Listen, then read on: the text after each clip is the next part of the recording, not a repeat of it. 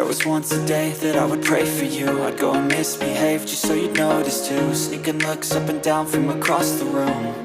And damn, what a hell of a view. I feel good, you look great, I like you, I can't wait. A first time, a first date. You're so fine, I'm so late. You sip wine, I drink straight. Don't waste time to my place.